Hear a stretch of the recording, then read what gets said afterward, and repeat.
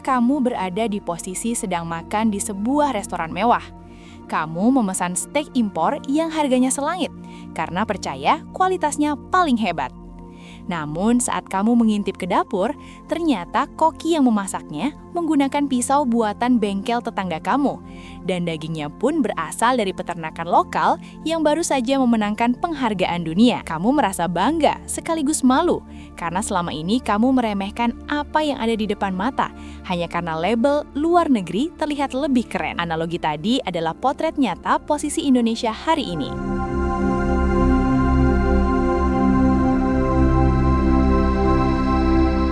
Kita hidup di rumah yang terasa aman, tapi lupa melihat jendela dunia yang sedang bergetar. Kita terlalu asik dengan kenyamanan domestik, sampai sering lupa bahwa dunia di luar sana sedang tidak baik-baik saja. Setiap hari kita disuguhi hiburan, diskon, dan tren viral. Namun di saat yang sama, peta kekuatan global sedang berubah pelan tapi pasti. Berita tentang Amerika Serikat yang mulai menunjukkan taringnya di Venezuela bukan sekadar berita luar negeri. Itu bukan gosip geopolitik yang jauh dari kehidupan kita. Itu adalah sinyal keras bahwa hukum rimba global sedang kembali berlaku. Yang kuat menekan, yang lemah dipaksa menunduk. Jika negara sebesar Amerika Serikat berani menekan negara lain demi sumber daya, maka pertanyaannya sederhana, siapa yang bisa merasa benar-benar aman?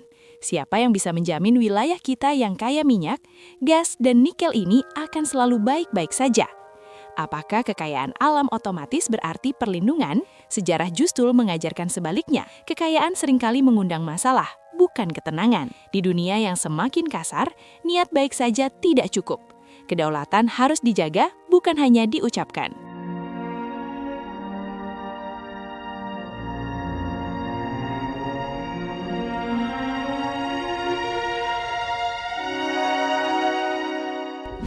Disinilah peran penting burung besi kita mengambil makna strategis. Ia bukan sekadar alat, tapi simbol kesiapsiagaan. Andai langit punya kebanggaan, mungkin ia akan menyebut nama Indonesia. Kenapa? Karena di sebuah sudut kota Bandung, ada denyut yang jarang disorot kamera. Di hanggar PT Dirgantara Indonesia, suara bising mesin dan percikan las terdengar setiap hari. Namun yang sedang dibuat di sana bukan sekadar alat transportasi. Yang sedang dilahirkan adalah harga diri bangsa. Keringat, ketelitian, dan ilmi bertemu dalam satu tujuan. Banyak dari kita merasa bangga saat naik pesawat dengan logo Boeing atau Airbus. Seolah kemajuan hanya datang dari luar negeri.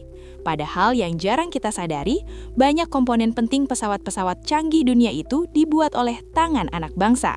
Dari Bandung, karya Indonesia terbang melintasi langit Afrika. Dari Bandung pula, teknologi kita menjangkau Timur Tengah. Ironisnya, kita sering merasa asing di rumah sendiri. Merasa kecil, merasa tertinggal, dan merasa tidak mampu. Padahal bukti kemampuan itu ada, nyata, dan sedang bekerja. Hanya saja sering luput dari kebanggaan kita sendiri. Kita terlalu sering meragukan diri, sementara dunia diam-diam sudah memakai hasil karya kita. Membangun kekuatan udara bukan soal gagah-gagahan.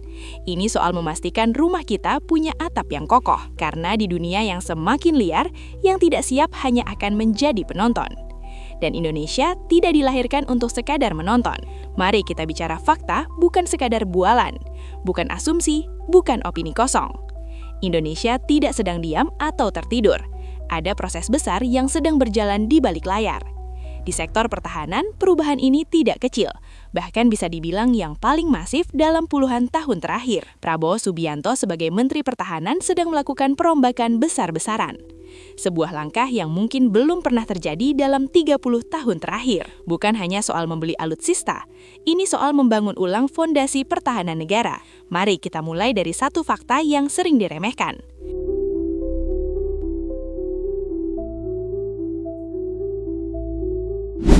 Pesawat CN-235 buatan Bandung bukan pesawat sembarangan. Ini adalah kuda beban yang terkenal tangguh. Pesawat ini mampu lepas dandat dan mendarat di landasan pendek. Sangat cocok untuk kondisi geografis ekstrim. Negara-negara seperti Senegal, Thailand, Malaysia, hingga Uni Emirat Arab menggunakannya. Mereka tidak beli karena simpati, tapi karena kualitas. Kenapa mereka memilih produk Indonesia?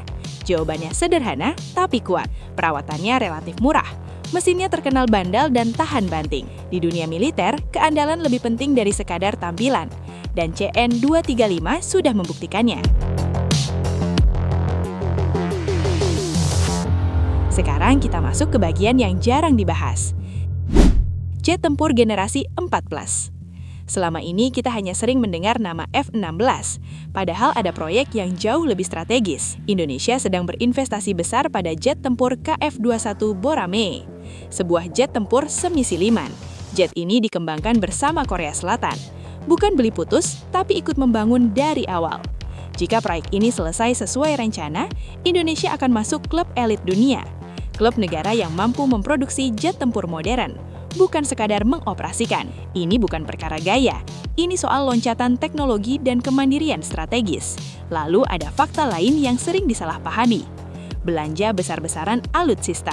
Keputusan membeli 42 jet tempur Rafale dari Prancis bukan keputusan impulsif. Ini bukan pamer kekuatan. Begitu juga rencana mendatangkan F-15EX dari Amerika Serikat. Ini bukan belanja tanpa arah. Ini adalah strategi mengisi kekosongan. Kekosongan yang sudah terlalu lama dibiarkan. Selama ini jumlah pesawat tempur kita tidak sebanding dengan luas wilayah Indonesia. Dari Sabang sampai Merauke, jaraknya bukan main. Wilayah udara kita sangat luas, tapi armada penjaganya terbatas. Dengan kecepatan Rafale yang bisa melesat lebih dari 2.000 km per jam, respon terhadap ancaman bisa dilakukan dalam hitungan menit. Dalam pertahanan udara, kecepatan adalah segalanya. Telat sedikit, dampaknya bisa fatal. Namun pesawat saja tidak cukup. Ini fakta yang sering dilupakan. Membeli pesawat tanpa radar seperti punya tinju kuat tapi mata buta. Kuat tapi tidak tahu harus memukul kemana. Karena itu Indonesia juga memperkuat sistem radar jarak jauh. Radar yang mampu melihat ancaman sejak jauh hari. Tujuannya satu, memastikan tidak ada pesawat gelap yang masuk tanpa izin. Langit Indonesia bukan ruang kosong. Ini adalah wilayah kedaulatan.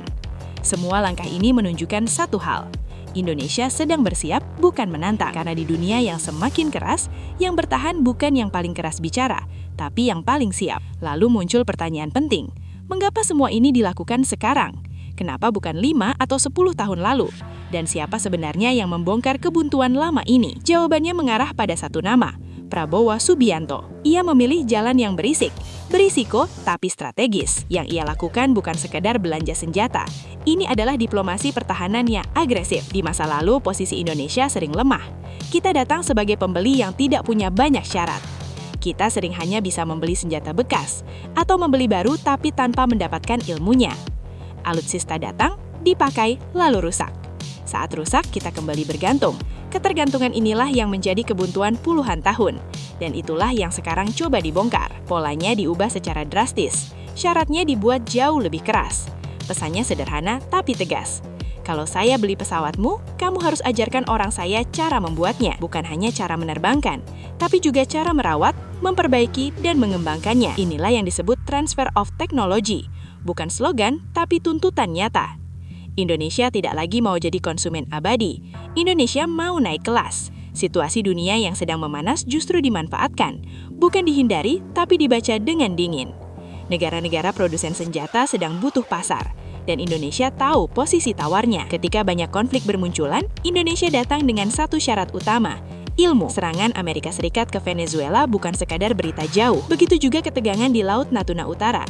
Semua itu adalah pengingat keras bahwa dunia tidak bergerak dengan kata-kata manis saja. Diplomasi tanpa kekuatan militer itu seperti musik tanpa instrumen.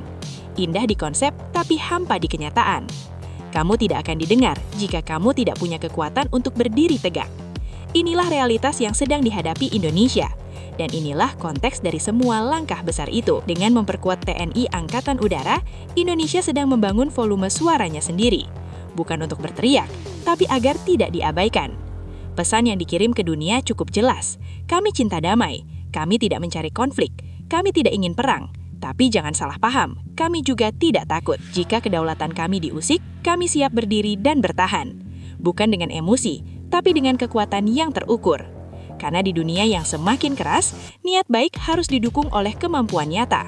Dan Indonesia, perlahan tapi pasti, sedang memastikan dirinya tidak lagi rapuh.